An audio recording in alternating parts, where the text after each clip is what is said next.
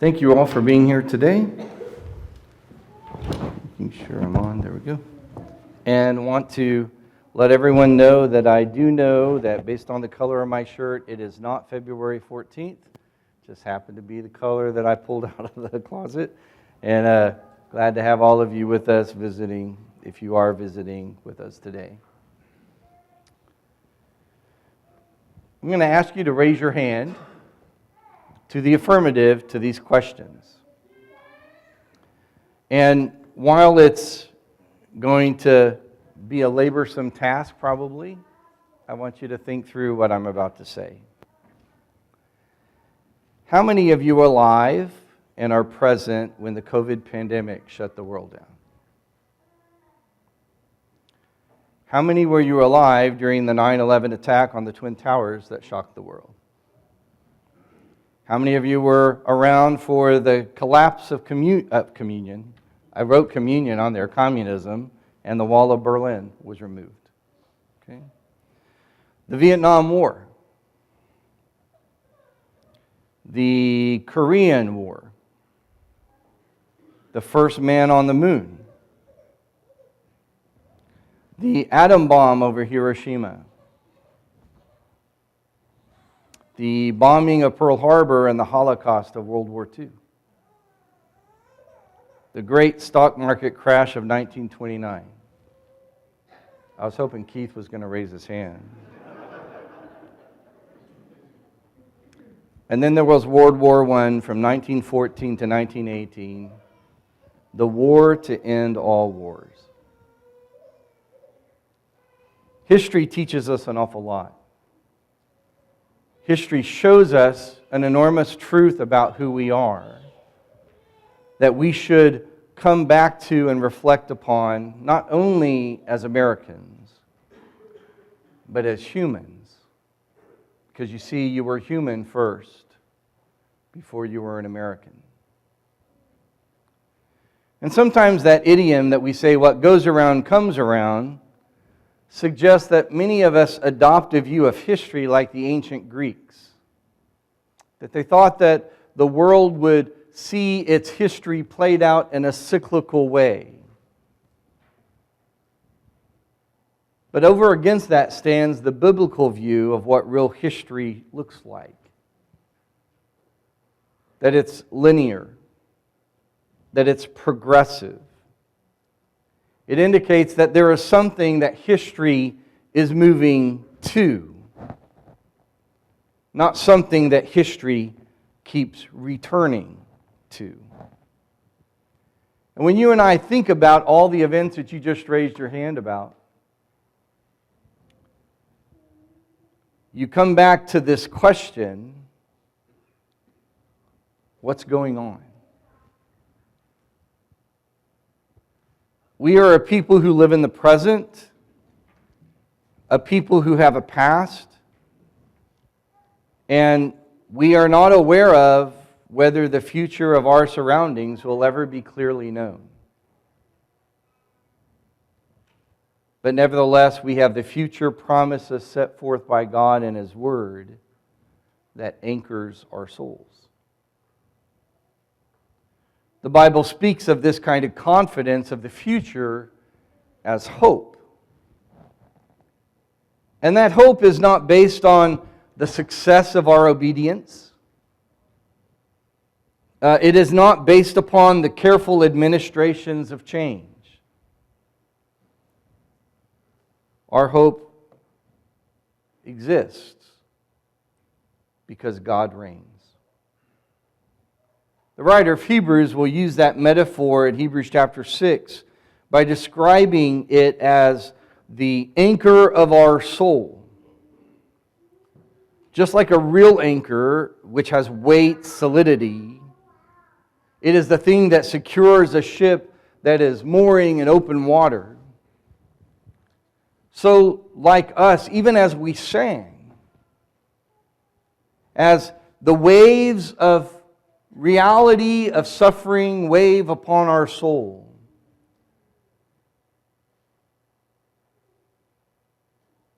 with your likeness may I wake.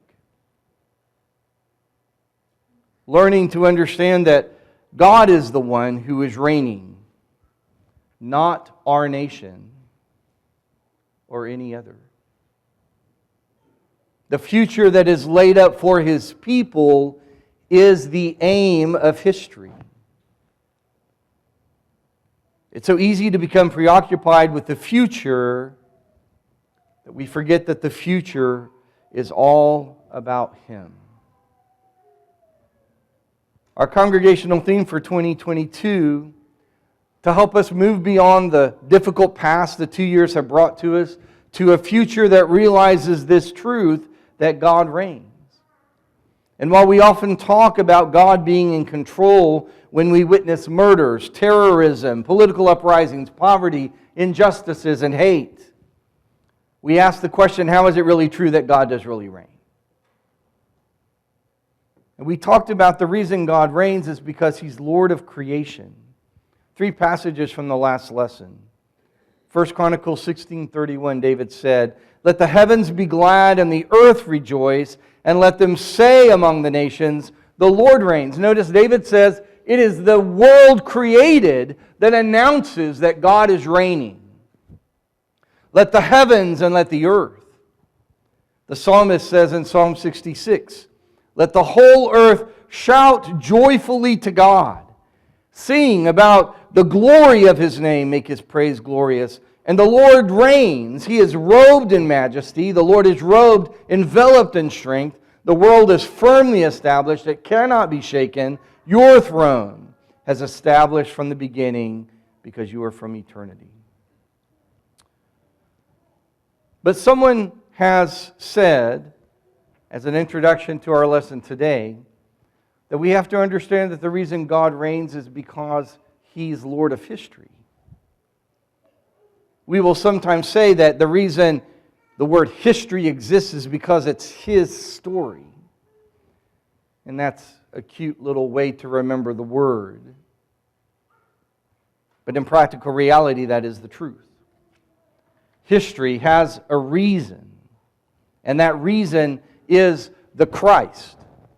God has brought to fruition parts of His plan, but all of it will ultimately be proven. So how do I know what that will be? The Bible tells us in Revelation chapter 19, verse 11, "I saw heaven opened, and there was a white horse. Its rider is called Faithful and True, and with justice He judges and makes war.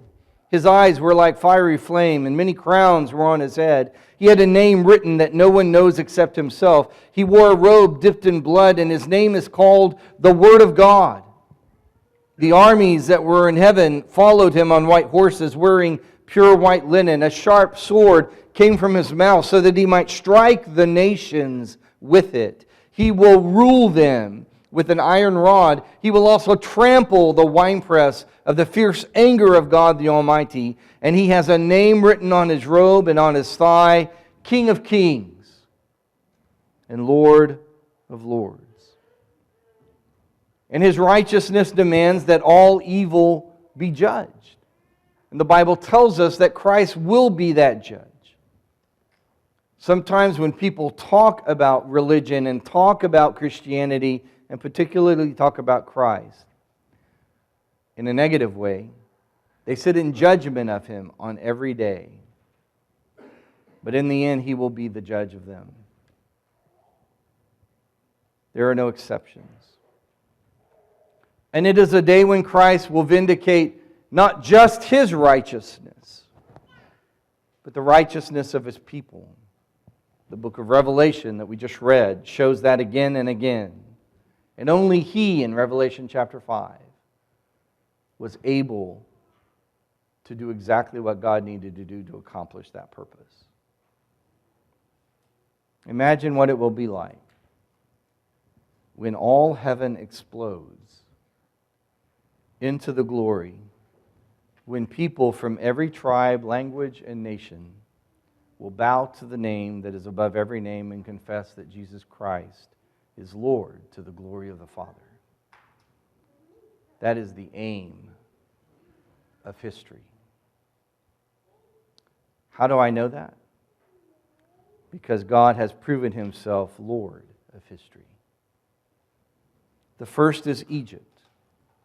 You may remember the story of Joseph in Genesis chapter 41. Backdrop for a little bit of the story is just very simple.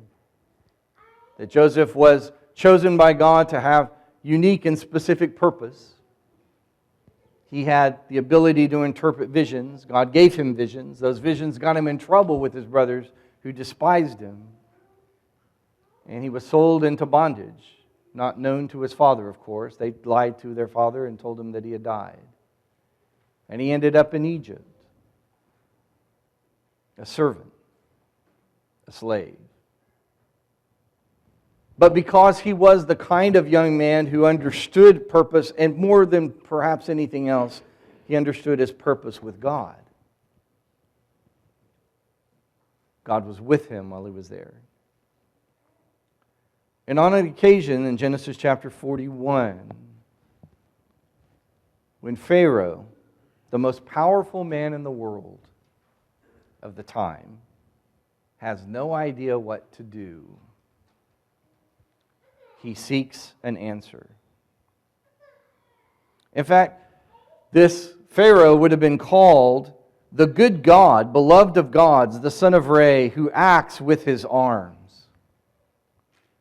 There he was powerless with a dream that he had received twice, but he had no way to understand what it was, and those within his own court could not explain it. So providentially, it works out that here is a man in his own court who happens to be at the moment not in the court, imprisoned for wrongful charges. And they call Joseph. And Joseph says, well, I'm not able to interpret the dream. It is God who will give Pharaoh a favorable answer. It is just as I told you, Pharaoh. God has shown Pharaoh what he is about to do.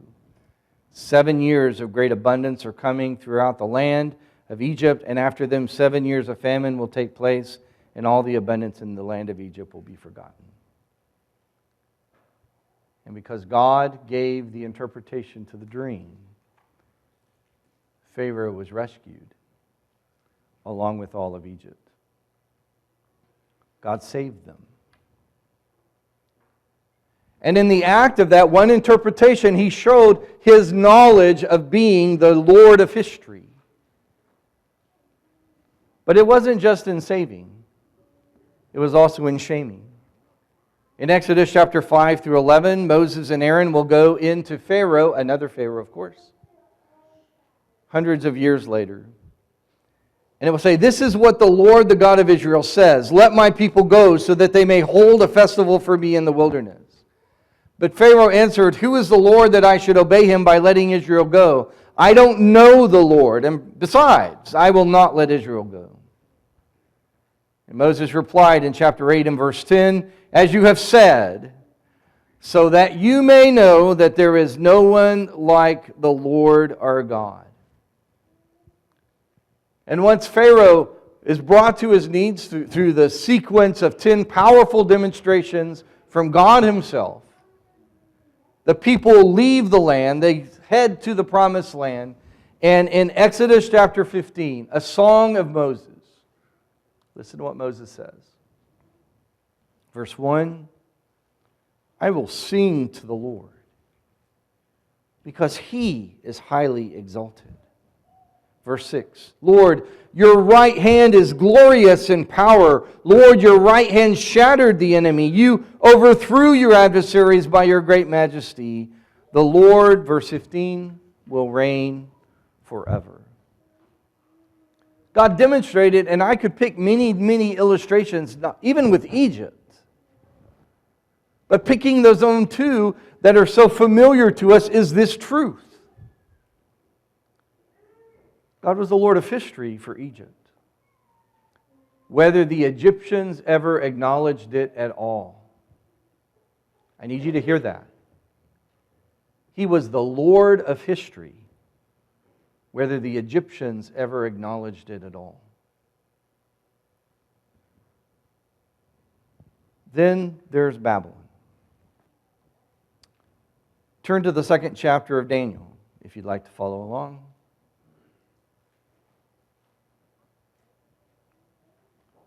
Here again, another dream comes that only God could make known. And Nebuchadnezzar now responds with the same ploy, a same desire to have his dream interpreted, except this time he puts out the point that I want you to tell me what the dream is and give its interpretation. Notice in verse 9, it really wasn't because he could not remember it, but must have been because he knew how important it was.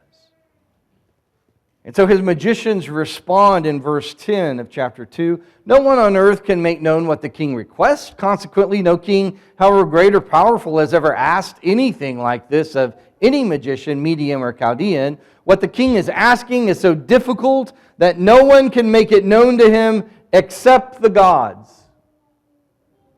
whose dwelling is not with mortals. They said no human can do what the king is asking. Only the gods can. And so they called Daniel. And in verse 31 through verse 35, he describes the dream, telling the great story of this enormous statue with a head of fine gold that he identifies to be Nebuchadnezzar and his kingdom. A chest and arm of silver, the middle and thighs of bronze, and legs of iron, and feet part iron and part clay. It must have been a majestic thing that he saw. But what should be significant is how Daniel's interpretation makes the statue unimportant. It's one of those things that happen, I think, with us as human beings. We build great things, and we think it's all about us. And as he witnessed that statue being described and recognizing that there would be kingdoms that would succeed him, I'm sure for him, the anxiety of is that kingdom is not going to be my kingdom. There will be another kingdom, and another kingdom, and another kingdom. But the point of the vision was not to show that Babylon would eventually fall. It would be that all would. Start with me in verse 36. This was the dream.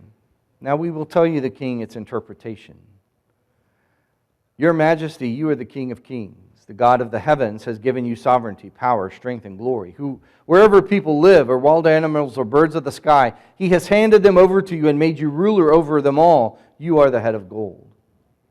After you, there will arise another kingdom inferior to yours, and then another, a third, of bronze, which will rule the whole earth. A fourth kingdom will be as strong as iron, for iron crushes and shatters everything, and like iron that smashes, it will crush and smash all the others.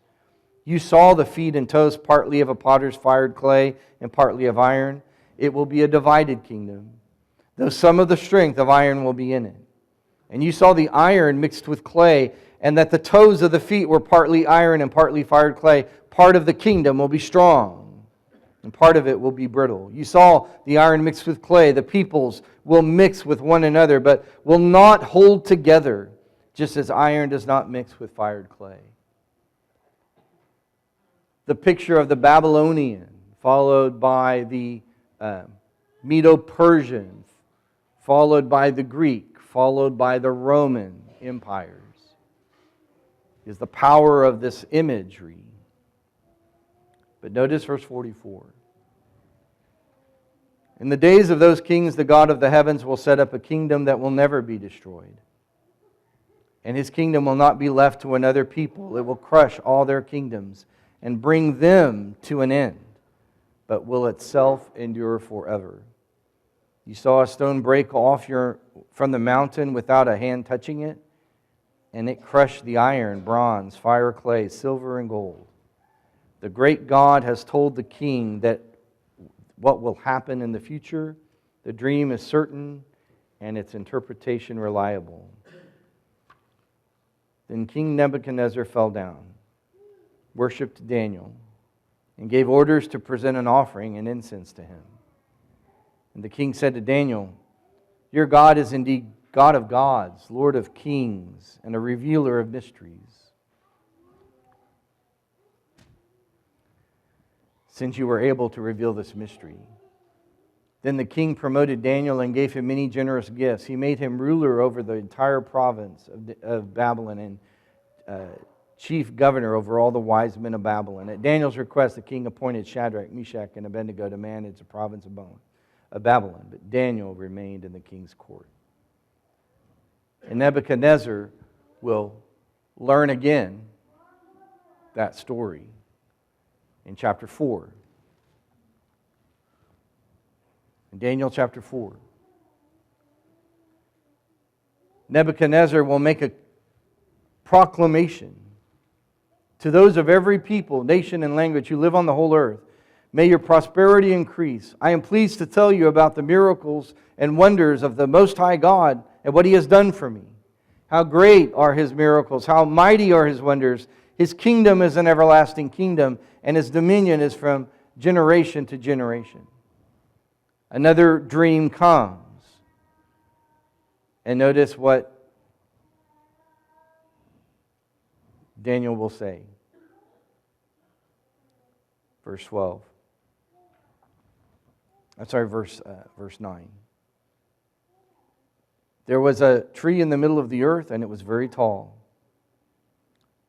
The tree grew large and strong. Its top reached to the sky, and it was visible to the ends of the earth. Its leaves were beautiful. Its fruit was abundant. And on it was food for all. Wild animals found shelter under it. The birds of the sky lived in its branches, and every creature was fed upon it. But God will call out, verse 13, and say, cut it down. It will duplicate again the premise of what I'm trying to get at. Because Daniel will say in verse 23, the king saw a watcher, a holy one, coming down from heaven and saying, cut down the tree and destroy it, but leave the stump with its roots in the ground and with a band of iron and bronze around it and the tender grass of the field. Let him be drenched with dew. And then he'll say in verse 24, this is the interpretation, your majesty, and this is the decree of the Most High that has been issued against my lord the king. You will be driven away from people to live with the wild animals. You will feed on grass like cattle and be drenched with dew from the sky for 7 periods of time, until you acknowledge truly that the Most High is ruler over human kingdoms, and He gives them to anyone He wants. Babylon would learn that the reign that only God could have was His. That statement, this is so that the living will know that the Most High is ruler over human kingdoms. He gives them to anyone He wants, and sets the lowliest of people over them.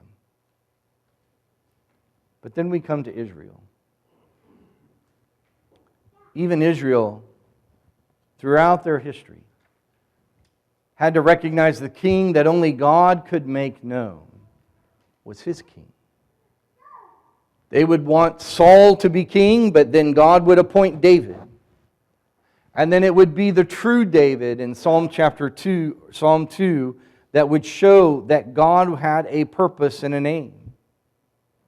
And even when they reject the king, in John chapter 1, Jesus is described as the Word who became flesh and was rejected of them in verse 11 when He came to His own. But I want you to look in Matthew 21.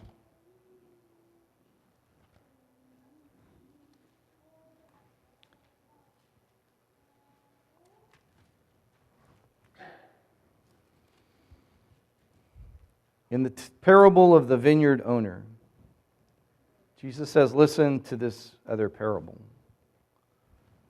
There was a landowner who planted a vineyard and put a fence around it, dug a winepress in it, and built a watchtower. He leased it to the tenant farmers and went away. When the time came to harvest fruit, he sent his servants to the farmers to collect his fruit. The farmers took his servants, beat one, killed another, stoned a third. Again, he sent other servants more than the first group, and they did the same to them. Finally, he sent his son to them. They will respect my son, he said. But when the tenant farmers saw the son, they said to each other, this is the heir. Come, let's kill him and take his inheritance. And so they seized him, threw him out of the vineyard, and killed him. Therefore, when the owner of the vineyards come, what will he do to those farmers? He will completely destroy those terrible men, they said, and lease his vineyard to other farmers who will give him his fruit at the harvest. And so Jesus said to them, wait, have you not read the scripture? The stone that the builders rejected has become the cornerstone.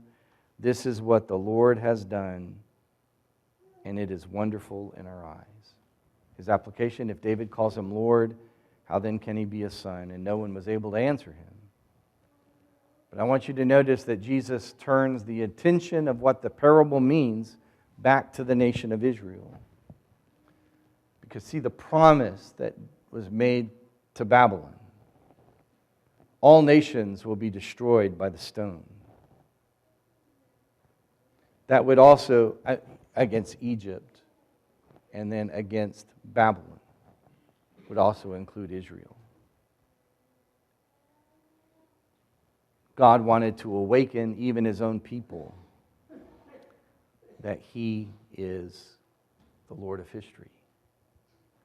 If he could foreknow, if he could foreordain, if he could accomplish what he did in Christ Jesus, he's Lord of history. And our history will close not with a new election. Our history will not close with the destruction of our flag. Our history will close with Jesus Christ reigning as Lord. I'm on his side, and I plead with you to be the same. Our next study in 2 weeks will show how God reigns and that he is Lord of salvation. The song of salvation sung by Isaiah through the vicarious suffering of a servant who would die on behalf of all men once again demonstrates that God reigns. This morning, if you're not a Christian, the subject of God's reign applies to you, because the aim of God's history was to bring Jesus the Christ to the earth, to his people, whom they rejected and killed. Crucified on a cross, according to God's foreordained plan, he would be raised to sit at the right hand of God, to be king of a kingdom of which we now belong. But today, if you haven't become a Christian, you don't yet belong. Jesus says, he who believes and is baptized will be saved. To Nicodemus, he said, the one who is born of water and of the Spirit, he is the one who enters into the kingdom of heaven. He even said it exactly. Unless you are born of water and the Spirit, you will not enter into the kingdom. God is reigning. Will you obey him? I will praise you with all